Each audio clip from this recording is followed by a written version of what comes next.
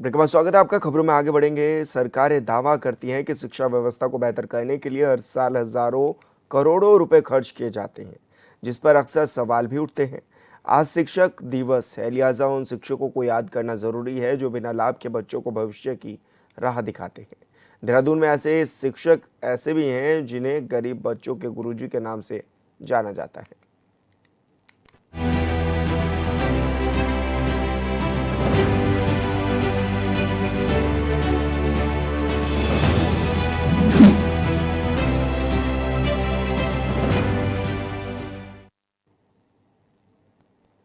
हर साल 5 सितंबर को शिक्षक दिवस धूमधाम से मनाया जाता है। शिक्षक दिवस पर हम सब अपने गुरुओं को याद भी करते हैं, लेकिन असल में गुरु वही हैं जो बिना किसी स्वार्थ के समाज के भविष्य को दिशा देते हैं।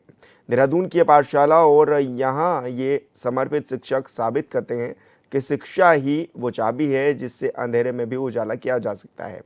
राजधानी देहरादून में कुछ शिक्षक ऐसे हैं जिन्होंने सड़क से उठाकर बच्चों को न सिर्फ पढ़ाई के लिए प्रेरित किया, बल्कि स्कूल तक पहुंचाने में बड़ी भूमिका भी निभाई है।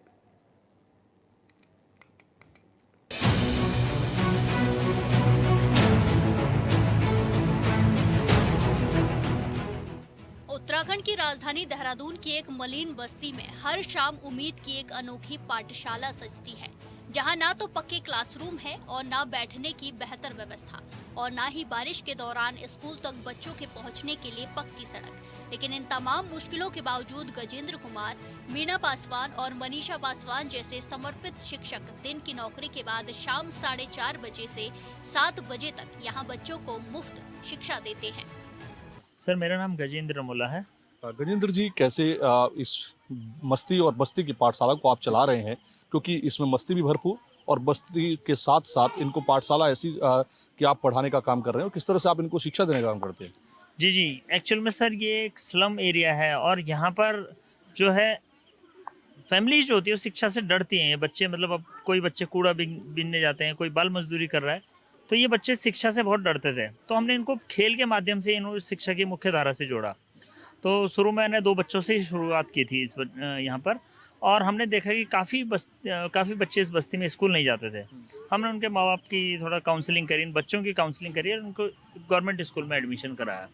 और यहाँ पर ताकि ये बच्चे कॉन्फिडेंस के साथ अगले दिन स्कूल जा सके, तो यहाँ पर इनके लिए पूरी शिक्षा की व्यवस्था, जो इनका स्कूल का होमवर्क है और सारी की सारी जो चीज़ें याद कराना है इनको, वो कराया ताकि अगले दिन एक कॉन्फिडेंस के साथ स्कूल जा सकें और वो जवाब भी दे सके टीचर को। तो इन बच्चों को भी कॉन्फिडेंस आने लगा। इसके अलावा हमने इन बच्चों को यहाँ पर खेल की सुविधाएं, म्यूज़िक की सुविधाएं, कंप्यूटर की सुविधाएं भी दी, और अब ये बच्चे काफ़ी इंटरेस्ट लेते हैं। शिक्षक बताते हैं कि 2 बच्चों से शुरू हुई ये पाठशाला आज 80 से ज्यादा नन्हे मुन्नों का सहारा बन चुकी है। शिक्षकों ने पेड़ों के नीचे अस्थायी क्लासरूम तैयार किया है। यहाँ तक कि कंप्यूटर भी लगाए गए हैं ताकि बच्चे तकनीकी ज्ञान से जुड़े रह सके। सबसे खास बात यह है कि ये गुरु न सिर्फ बस्ती में बच्चों को पढ़ाते हैं, बल्कि उन्हें सरकारी स्कूलों में एडमिशन भी दिलाते हैं ताकि उनकी शिक्षा लगातार आगे बढ़ती रहे। कभी यही बच्चे कूड़ा बीनने या मजदूरी करने को मजबूर थे, लेकिन अब वही किताबों और कॉपियों के सहारे अपनी सपनों को उड़ान दे रहे हैं। किस तरह से आप बच्चों को शिक्षा दे रहे हैं? चलिए बातचीत भी करेंगे और इसके साथ साथ आप दिखाने का भी काम करिए कि कहाँ कहाँ कैसे बच्चों को आप शिक्षित करने का काम करते हैं। जी, तो ये बच्चे बेसिकली यहाँ पर 4:30 बजे आ जाते हैं। ये हमारा क्लासरूम है, ये अभी हमने इस साल ही बनाया है, और इसमें बड़े बच्चे हमारे 9, 10, 11, 12 के बच्चे यहाँ पर पढ़ते हैं। और इसमें मुख्य बात यह है कि इस क्लासरूम को हमारे द्वारा, इन बच्चों के द्वारा ही तैयार किया गया है। इसमें जो पेंटिंग्स है, इसमें जो पेंट किया गया है, ये सारा का सारा इन बच्चों के द्वारा ही किया गया है। और जो है यहाँ पर जो ये बच्चे पढ़ने आते हैं, काफ़ी साल से जो पढ़ रहे हैं, तो उनको ट्रेन करते हैं कि आज ये पढ़ के हायर एजुकेशन में जा चुके हैं, लेकिन ये बच्चे इन छोटे बच्चों के शिक्षा की व्यवस्था करें। और हमारे साथ अभी यही हमारे पास हम टोटल 7 टीचर हैं जो कि इसी पाठशाला से पढ़े हुए बच्चे हैं, और आज इन बच्चों को वो पढ़ा रहे हैं, अपने अनुभव के आधार पर उनको पढ़ा रहे हैं। तो 5-6 महीने की इनको ट्रेनिंग देते हैं जब 12th पास कर लेते हैं। और आज ये मतलब इनके अंदर इतना कॉन्फिडेंस आ जाता है कि नेतृत्व का भाव जो हम पैदा करते हैं इन बच्चों के बीच में। शिक्षक दिवस पर ये कहानी सिर्फ पढ़ाई की नहीं, बल्कि उन सच्चे गुरुओं की मिसाल है जिन्होंने अपनी जिम्मेदारी और समर्पण से अंधेरों के बीच भी शिक्षा का दीप जलाकर इन मासूमों के भविष्य को रोशन करने का बीड़ा उठाया है। मलिन बस्ती के बच्चों को पढ़ाने वाले शिक्षक न सिर्फ बच्चों को पढ़ा रहे हैं, बल्कि उनके भविष्य को संवारने की एक अनोखी मुहिम भी चला रहे हैं। गरीब बस्ती में झुग्गियों के बीच चल रही ये पाठशाला आज बच्चों के सपनों का सहारा बन चुकी है। तो कितना चैलेंजिंग ये रहा होगा कि एक स्लम एरिया में वहाँ से बच्चों को शिक्षा के लिए आगे लेके आना और फिर उनके माता पिता को कन्विंस करना बड़ा कठिन रहता है। किस तरह की चुनौतियाँ थी सामने? सर, चुनौतियां तो अभी भी बहुत रहती है, क्योंकि इन बच्चों को जो है कि जो जैसे झाड़ू पोछा करते हैं तो ये अपने बच्चों को वहाँ पर उस काम में भी लगा देते हैं। ये हमारे लिए बड़ा चैलेंज हो जाता है, क्योंकि इनके लिए जागरूकता का अभाव है। उसके लिए फिर हमने इन बच्चों के लिए इनकी जो मदर हैं इनके लिए हमने नियो नारी की शुरुआत करी, जो कि महीने में हम एक सेशन करते हैं और उनकी अलग अलग टॉपिक पे हम बात करते हैं और हम उनको फिर जागरूक करते हैं कि शिक्षा कितनी ज़रूरी है, और उसका हमें लाभ भी मिला है। आज यहाँ पर लगभग 95% बच्चा स्कूल जाता है। चलिए, बहुत बढ़िया। ये यहाँ पर शिक्षा दे रहे हैं और कहीं ना कहीं जिस तरह से इन्होंने बताया कि 95% बच्चे जो हैं स्कूल की तरफ, शिक्षा की तरफ जुड़े हैं और फ्री में शिक्षा देना एक बड़ा जो चैलेंजिंग है वो कहीं ना कहीं रहता है। और स्लम एरिया में चुनौती बड़ी रहती है, माता पिता को कन्विंस करना, पढ़ाई के लिए उनको प्रेरित करना कि उनका बच्चा जब स्कूल जाएगा तो निश्चित तौर पर आने वाले वक्त में अच्छी शिक्षा ग्रहण करते हुए वह कहीं ना कहीं जो है आगे बढ़कर कुछ ना कुछ बनेगा। टीचर हमारे साथ मीना है, उनसे बातचीत करेंगे। मीना जी, आप भी क्योंकि लंबे समय से हमने देखा कि आप भी जो है स्लम एरिया में ही बच्चों को जो है शिक्षा देने का काम कर रही हैं। कितना बड़ा कठिन हो जाता है एक स्लम एरिया के बच्चों को बुलाना, पढ़ाना और उनके माता पिता को कन्विंस करना?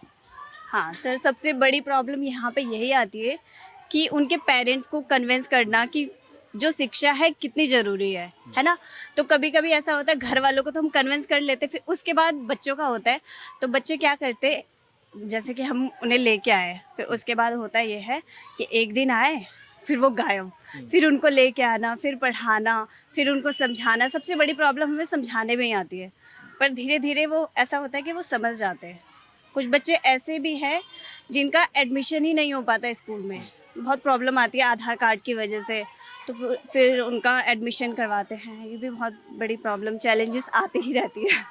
उत्तराखंड सरकार हर साल शिक्षा व्यवस्था को बेहतर करने के नाम पर हजारों करोड़ रुपए खर्च करने का दावा करती है, फिर ये तस्वीरें उन दावों पर एक बड़ा सवाल है।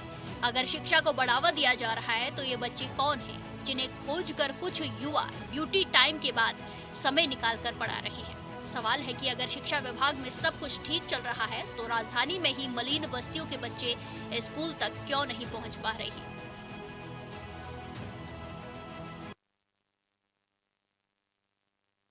शिक्षा दिवस पर जो हम आपको एक खास पेशकश दिखा रहे हैं उसमें सबसे बड़ी बात यह है कि ऐसे स्लम एरिया से बच्चों को एकत्रित करना, उनको पढ़ाना, शिक्षा से जोड़ना और उनके माता पिता को कन्विंस करना बड़ी चुनौती रहती है। लेकिन आपने इसके चलते कई मूवी में भी ये चैलेंजिंग देखी होंगी, लेकिन वास्तविक तौर पर अगर देखें तो राजधानी देहरादून में इस तरह की चैलेंजिंग के बावजूद ये टीचर्स मुफ्त से जो यहाँ पर शिक्षा देने का काम कर रहे हैं और बिना स्वार्थ के। कोई ऐसा स्वार्थ नहीं है कि बच्चों से स्वार्थ जुड़ा हो, सिर्फ एक ही स्वार्थ है कि ये बच्चे पढ़ लिख कर आने वाले वक्त में राजधानी देहरादून का नाम रोशन करे, अपने प्रदेश का नाम रोशन करे और शिक्षकों का नाम रोशन करे। और यही पहल इनकी है कि 2 बच्चों से शुरुआत करने के साथ साथ आज ये इनका जो मस्ती की पाठशाला है, ये बस्ती की पाठशाला है, ये कहीं ना कहीं आज 80 बच्चों से ऊपर चल पहुंची है। 95% बच्चे आज के समय में शिक्षा ग्रहण कर रहे हैं।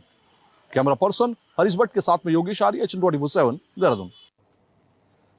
और न्यूज स्पेशल में मेरे साथ इतना ही। आप देखते रहिए चैनल 24/7। नमस्कार।